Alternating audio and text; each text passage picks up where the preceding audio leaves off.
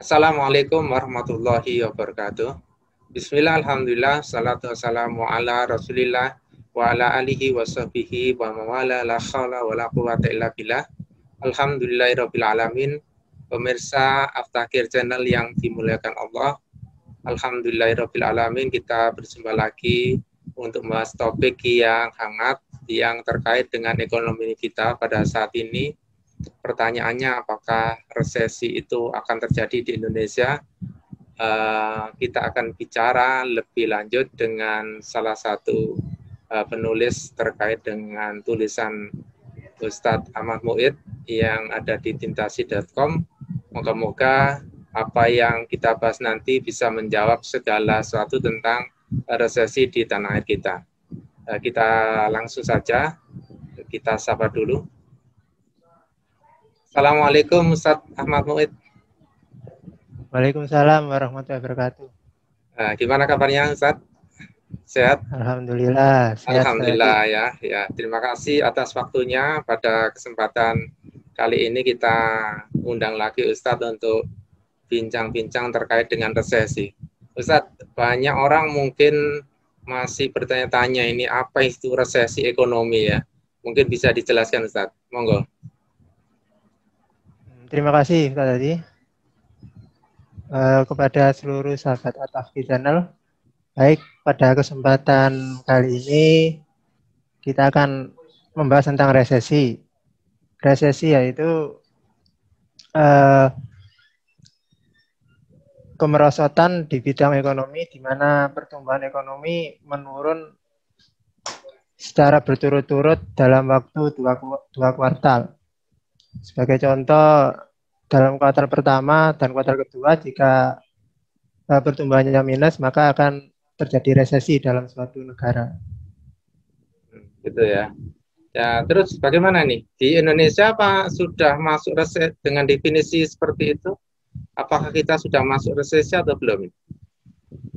Kalau di Indonesia belum, soalnya dalam kuartal pertama pertumbuhan ekonomi di Indonesia 2,97%, sedangkan dalam kuartal kedua pertumbuhannya minus 5,32%. Jadi berdasarkan pengertian resesi tersebut belum dikatakan Indonesia mengalami resesi. Iya.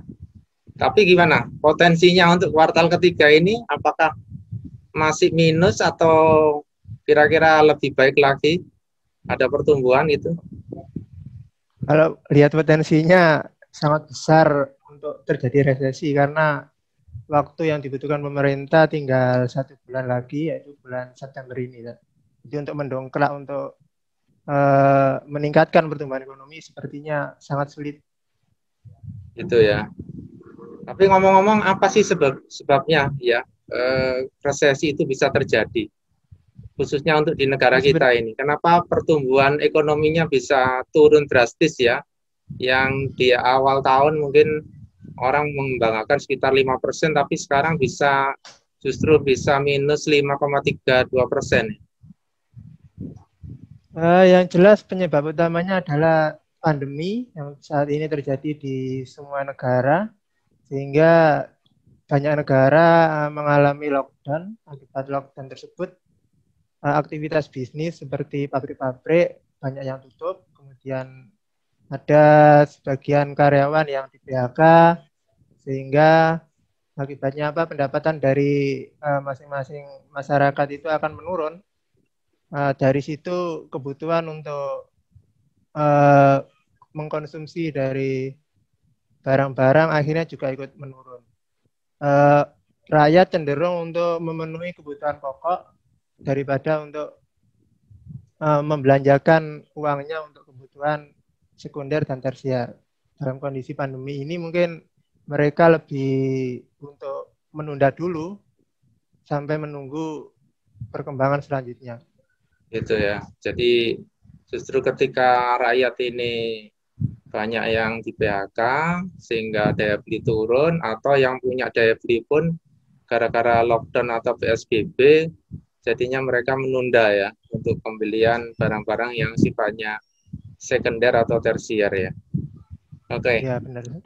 Jadi ketika kita bisa melihat potensi bahwasanya kita pasti resesi, apa yang sudah dilakukan oleh pemerintah kita ini, yang mungkin Ustadz Ahmad Muid amatin? Yang saya amati selama ini pemerintah sudah melakukan berbagai langkah. Yang pertama adalah memberikan BLT langsung kepada rakyat yang membutuhkan, kemudian memberikan BLT subsidi kepada tenaga kerja melalui BPJS, kemudian juga UMKM juga mendapatkan insentif pajak gitu. Begitu. Apa yang diharapkan dengan pemberian itu sebetulnya? Diharapkan dari pembelian itu daya beli dari masyarakat akan meningkat sehingga roda perekonomian dan bisnis akan berjalan kembali. Diharapkan dari situ pertumbuhannya akan bisa didongkrak, maksudnya bisa diangkat lagi. Gitu ya. Jadi memang betul-betul tergantung konsumsi dari masyarakat ya, supaya pertumbuhan itu bisa naik kembali. Oke. Jadi kalau usaha sudah ya, tetapi kira-kira bagaimana? Apakah itu terlihat berhasil begitu? Kalau dalam waktu dekat ini sepertinya sulit, soalnya kan waktu yang dibutuhkan pemerintah juga mepet. Jadi untuk saat ini juga di negara-negara lain masih dalam keadaan lockdown, mungkin pihak industri juga mau produksi lebih banyak juga mikir-mikir karena siapa yang mau beli di situ kan. Masyarakat juga masih wait and see, masih melihat apakah nanti perkembangan pandemi ini seperti apa. Jadi sepertinya lebih sulit untuk diharapkan kalau dalam waktu dekat ini akan pertumbuhan ekonomi itu akan meningkat. Gitu. Ya. Jadi bisa jadi ya ini buah si malakama ya. Satu sisi pemerintah itu membutuhkan roda aktivitasnya ekonomi bisa berjalan dengan baik, tapi di sisi yang lain fakta menunjukkan ternyata masih banyak negara-negara juga terkena resesi sehingga bisa jadi berpengaruh ke ekspor kita ini kalau gitu ya. Nah, ya, kalau benar. kita bicara, kalau kita bicara bagaimana kesulitan untuk bisa menaikkan pertumbuhan ekonomi seperti itu, nah kira-kira kalau dengan kita memakai sistem ekonomi Islam sebetulnya seperti apa sih? Apakah juga dalam kondisi pandemi seperti ini juga akan terjadi resesi? Kalau dalam sistem ekonomi Islam, jika terjadi resesi kan suatu daerah itu akan langsung di lockdown sehingga yang warga di luar daerah itu tidak boleh masuk, sementara warga yang ada di dalam tidak boleh keluar. Kemudian yang daerah yang di lockdown itu akan dilakukan tes secara massal sehingga mereka yang terinfeksi atau yang terkena itu bisa dilakukan perawatan atau isolasi mandiri, sementara yang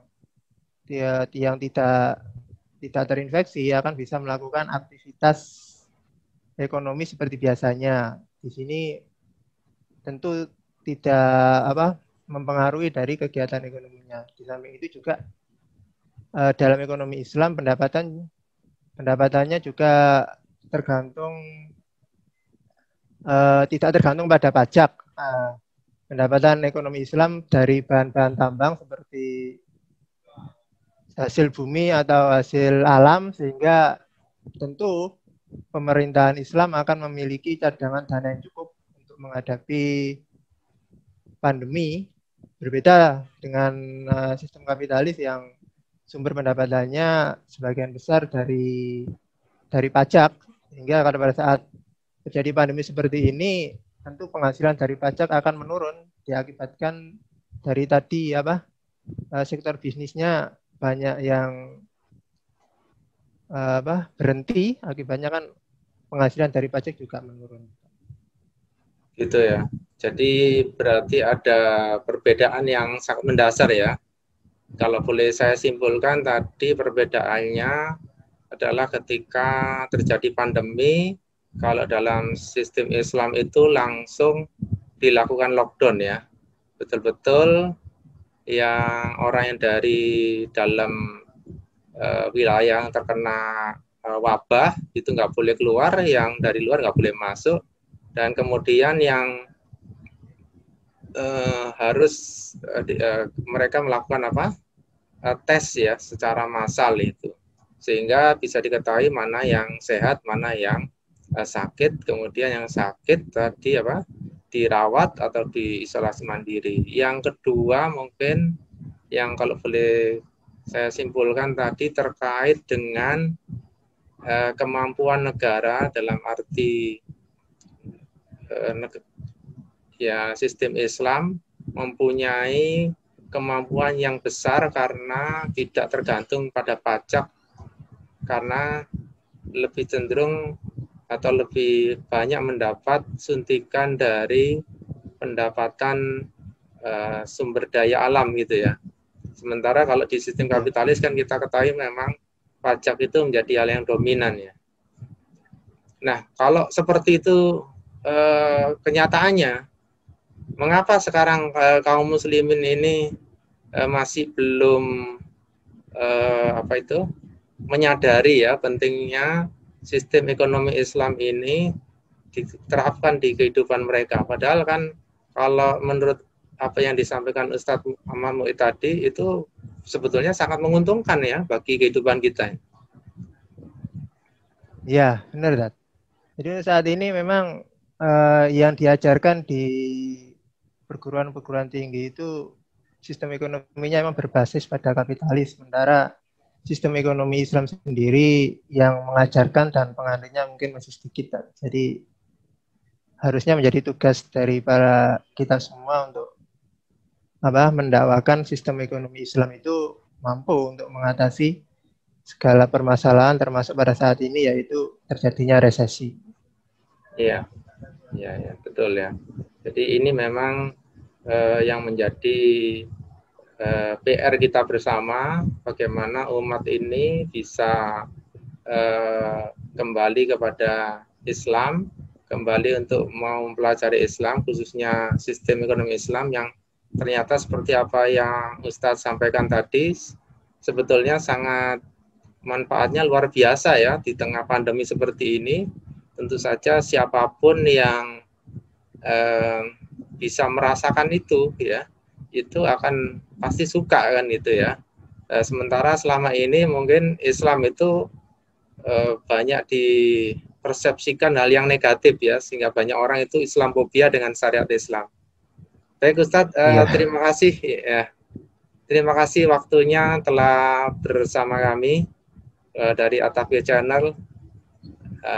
Semoga apa yang kita bicarakan itu memberikan nilai manfaat buat para pemirsa semua. Dan para pemirsa, demikianlah bincang kita singkat, padat dengan Ustadz Ahmad Mu'id terkait dengan apakah Indonesia resesi atau tidak, dan bagaimana sebetulnya solusi dari Islam telah memberikan mekanisme yang terbaik buat kehidupan kita. Moga-moga apa yang kita bicarakan memberikan manfaat dan barokah untuk kita semua. Demikian dari kami, bila taufiq wal hidayah. Assalamualaikum warahmatullahi wabarakatuh.